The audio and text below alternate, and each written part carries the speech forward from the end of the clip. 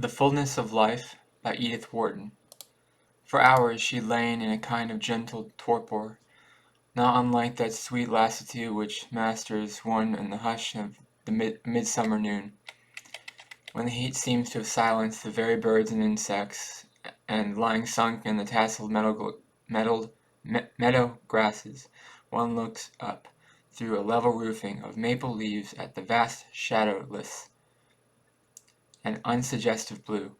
Now and then, at ever-lengthening intervals, a flash of pain darted through her, like the ripple of sheet lightning across such a midsummer sky, but it was too transitory to shake her stupor, that calm, delicious, bottomless stupor, into which she felt herself sinking more and more deeply, without a disturbing impulse of resistance, an effort of reattachment to the vanishing edges of consciousness. The resistance, the effort, had known their hour of violence, but now they were at an end.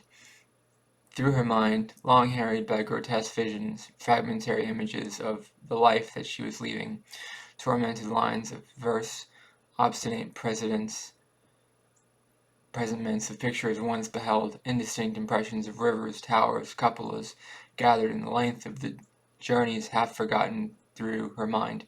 There now only moved a few primal sensations of colorless well-being, of vague satisfaction in the thought that she had swallowed her noxious last draught of medicine, and that she should never again hear the creaking of her husband's boots, those horrible boots, and that no one would come to bother her about the next day's dinner, or the butcher's book.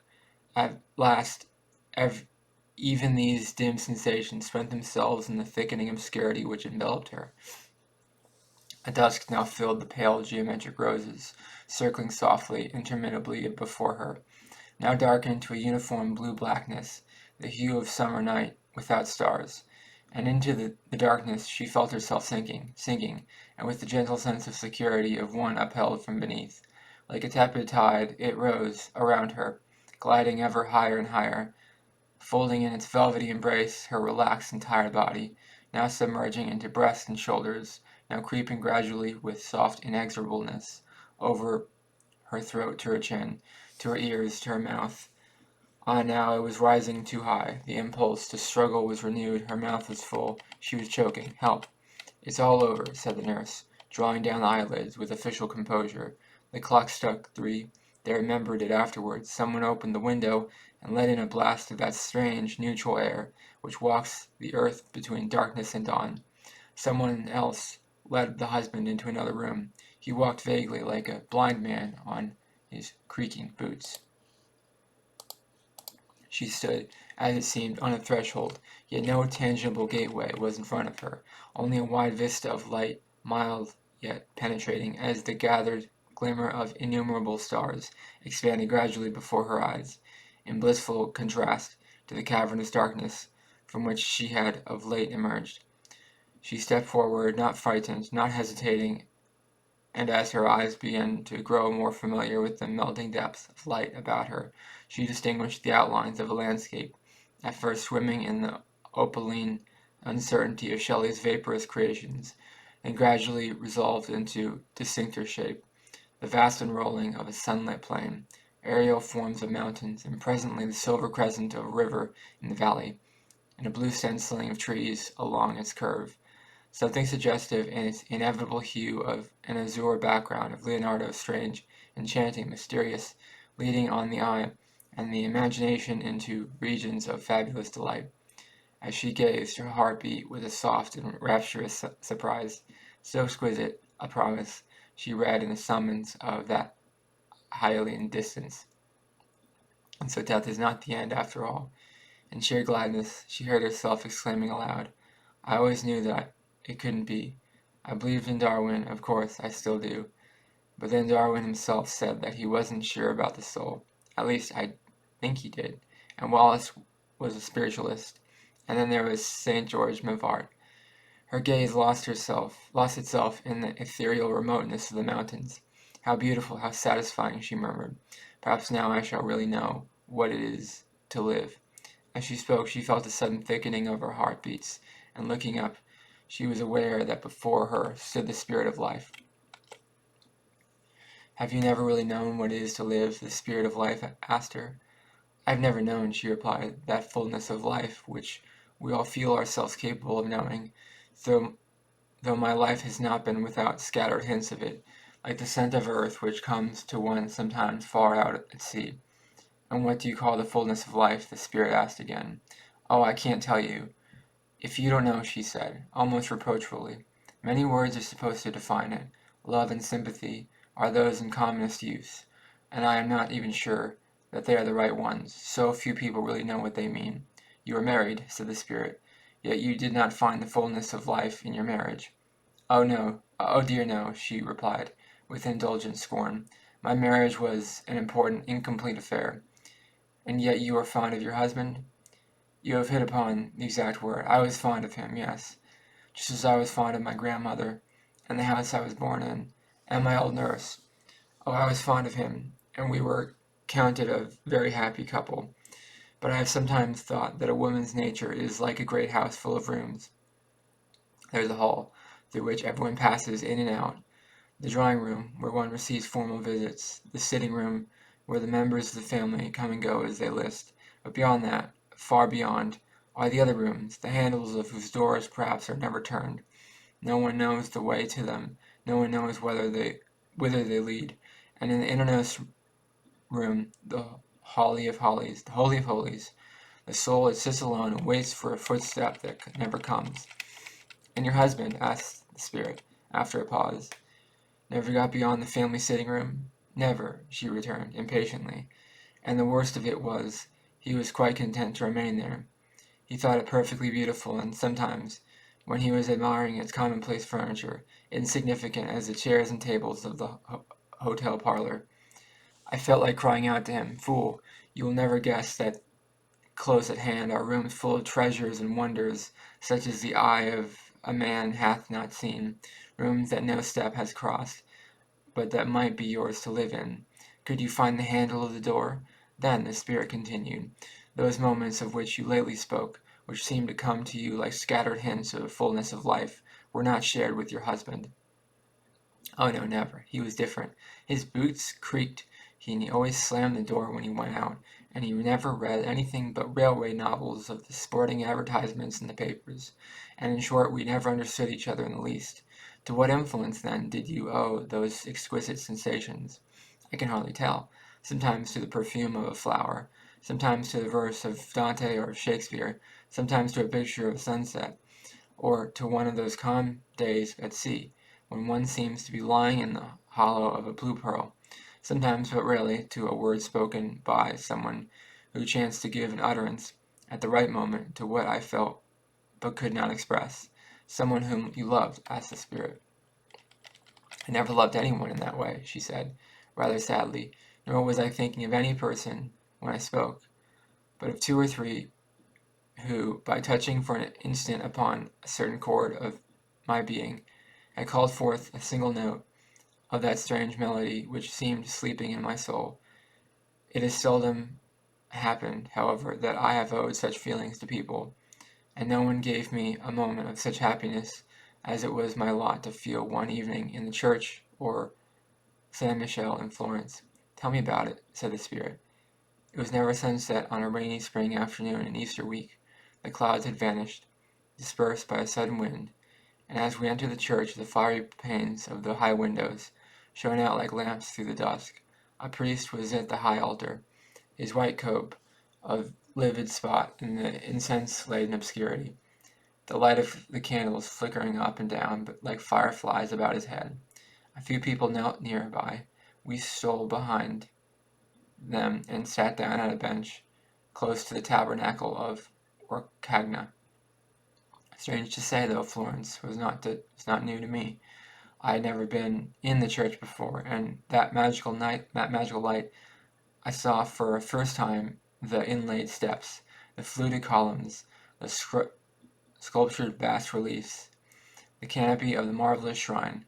The marble, worn and mellowed by the subtle hand of time, took on an unspeakable rosy hue, suggestive in some remote way of the honey-colored columns of the Parthenon, but more mystic, more complex, a color not born of the sun's inveterate kiss, but made up of crystal twilight, and the flame of candles upon martyrs' homes, and gleams of sunset through symbolic panes of chrysoprase and ruby, such a light as illumines the missals of the Library of Siena, or burns like a hidden fire through the Madonna of Gran Bellini in the Church of the Redeemer at Venice. The light of the Middle Ages, richer, more solemn, more significant, than the limpid sunshine of Greece.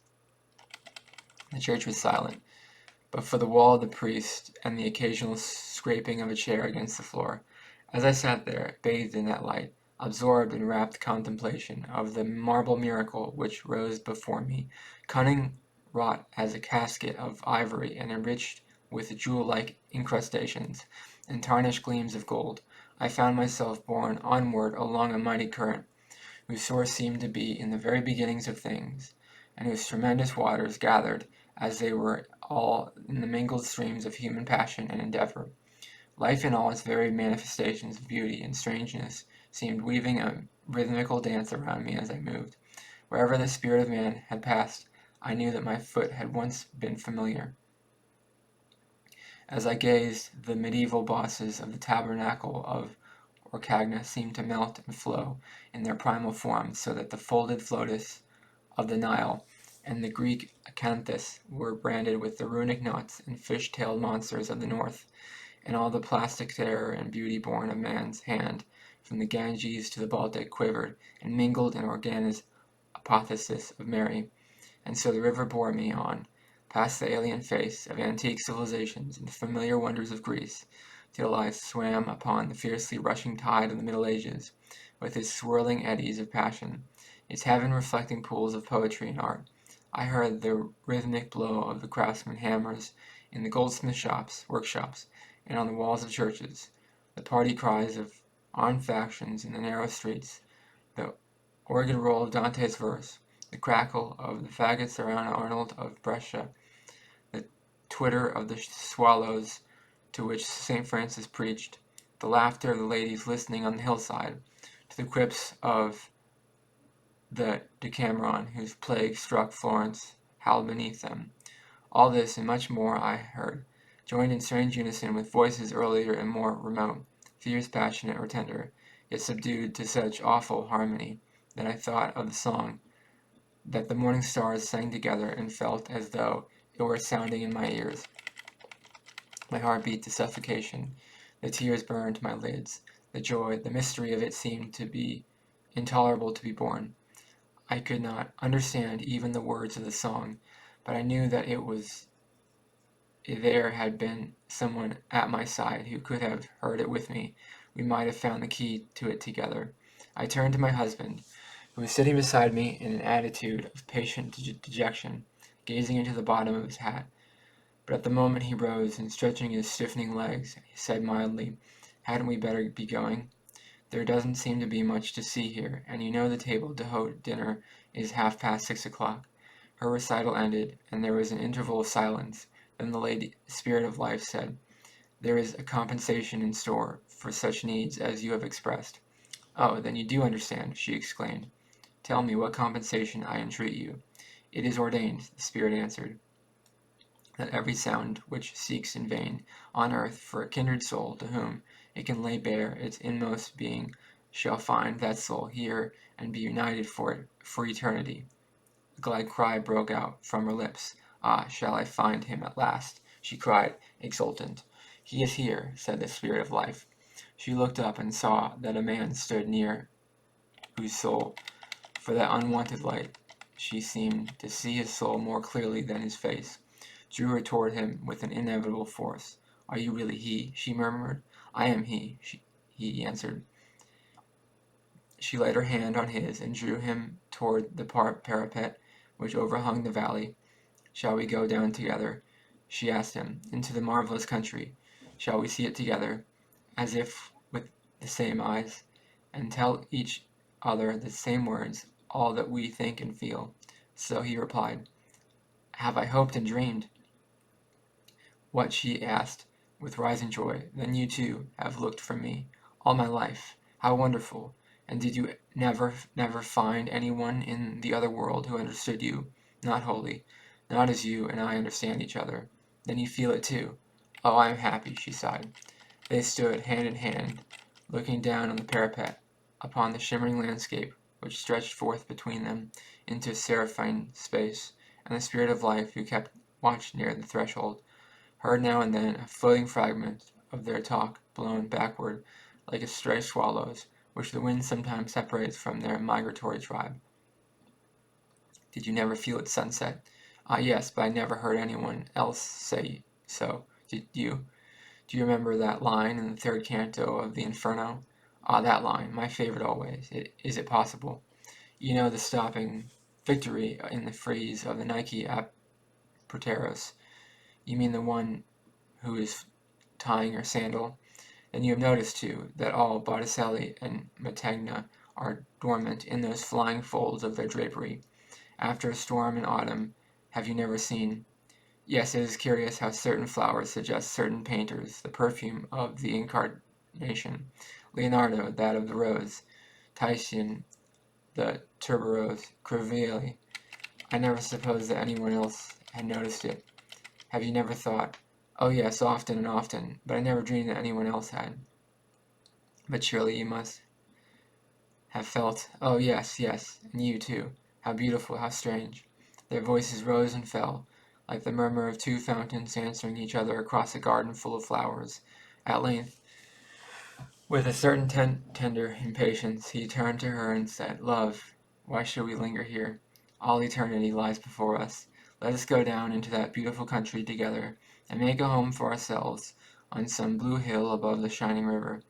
As he spoke, the hand she had forgotten in his was suddenly withdrawn, and he felt a cloud was passing over the radiance of her soul. A home, she repeated slowly. A home for you and me to live in for all eternity. Why not, love? Am I not the soul that yours has sought? Yes, yes, I know, but you don't see. Home would not be like home to me unless, he wondered, repeated. She did not answer, but she thought to herself, with an impulse of whimsical inconsistency, unless you slammed the door and wore creaking boots. But he had recovered his hold upon her hand, and by imperceptible degrees was leading her towards the shining steps which descended to the valley. Come, oh, my soul's soul, he passionately implored. Why delay a moment? Surely you feel, as I do, that eternity itself is too short to hold such bliss as ours. It seems to me that I can see our home already. Have I not always seen it in my dreams? It is white, love, is it not, with polished columns and a sculptured cornice against the blue. Groves of laurel and oleander and thickets of roses surround it. But from the terrace where we walk at sunset, the eyes look out over the woodlands and cool meadows where, deep bowered under ancient boughs, a stream goes delicately toward the river. Indoors, our favorite pictures hang upon the walls, and the rooms are lined with books. Think, dear, at least we shall have time to read them all. With which shall we begin? Come, help me to choose. Shall it be Faust, or the Vita Nuova, or the Tempest, or Les Caprices de Marianne, or the 31st canto of the Paradise, or Apelles Cauldron, or Lycidas? Tell me, dear, which one? As he spoke, he saw the answer trembling joyously upon her lips, but it died in the ensuing silence, and he stood motionless, resisting the persuasion of his hand. What is it? He entreated. Wait a moment, she said, with a strange hesitation in her voice. Tell me first, are you quite sure yourself? Is there no one on earth whom you sometimes remember? Not since I have seen you, he replied, for being a man, he had indeed forgotten. Still, she stood motionless, and he saw that the shadow deepened on her soul. Surely, love, he rebuked her, it was not which troubled you. For my part, I have walked through the leaf. The past had melted like a cloud before the noon. I never lived until I saw you. She made no answer to his pleadings, but at last, rousing herself with a visible effort, she turned away from him and moved toward the Spirit of Life, who she still stood near the threshold. I want to ask you a question, she said in a troubled voice. Ask, said the Spirit. A little while ago, she began slowly, you told me that every soul which has not found a kindred soul on earth is destined to find one here. And have you not found one? Asked the spirit. Yes, but will it be so with my husband's soul also? No, answered the spirit of life. If your husband imagined that he had found his soulmates on earth with you, and for such delusions eternity itself contains no cure. She gave a little cry. Was it of disappointment or triumph? Then, what will happen to him when he comes here? That I cannot tell you. Some field of activity and happiness he will doubtless find, in due measure to his capacity for being active and happy. She interrupted almost angrily. He'll never be happy without me.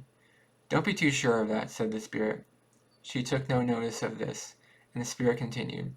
He will not understand you here any better than he did on earth. No matter, she said. I shall be the only sufferer, and he always thought that he understood me. His boots will creak just as much as ever. No matter, and he will slam the door, very likely, and continue to read railway novels. She interposed impatiently. Many men do worse than that.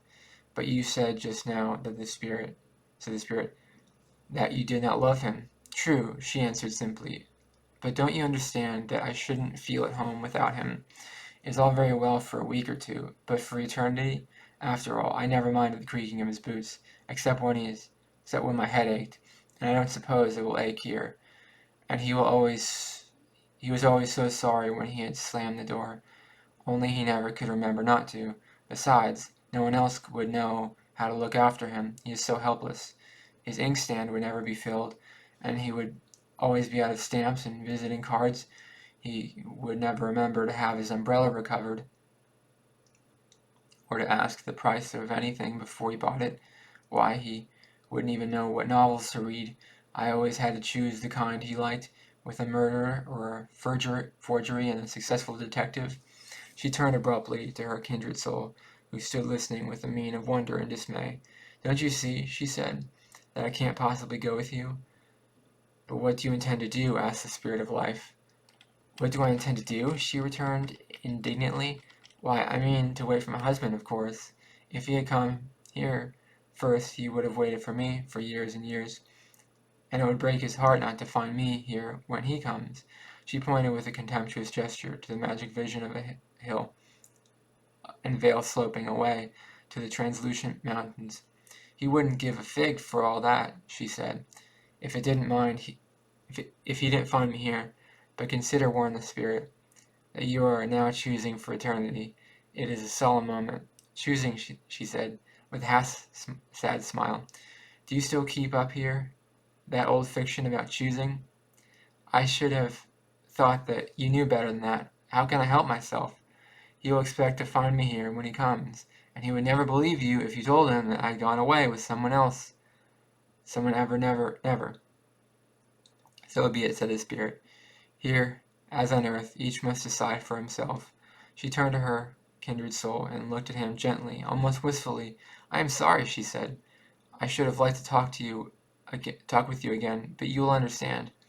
I know, and I dare say you will find someone else a great deal cleverer. And without pause to hear his answer, she waved him a swift farewell and turned back towards the threshold. Will my husband come soon? She asked the spirit of life. That you are not destined to know, the spirit replied. No matter, she said cheerfully. I have all eternity to wait him in. And still seated alone on the threshold, she listens to the creaking of his boots. That's the end of The Fullness of Life by Edith Wharton.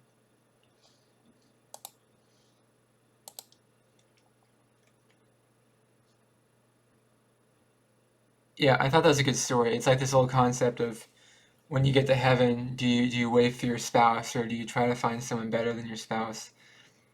Like my dad always says, like he wanted to be in heaven with mommy, but uh, you know, I don't believe heaven's real. I don't think heaven's real. I don't think I'm not a Christian anymore, so I don't. But I still like to. I like that story a lot because I like to imagine what if heaven was real and you have to like either find a different partner or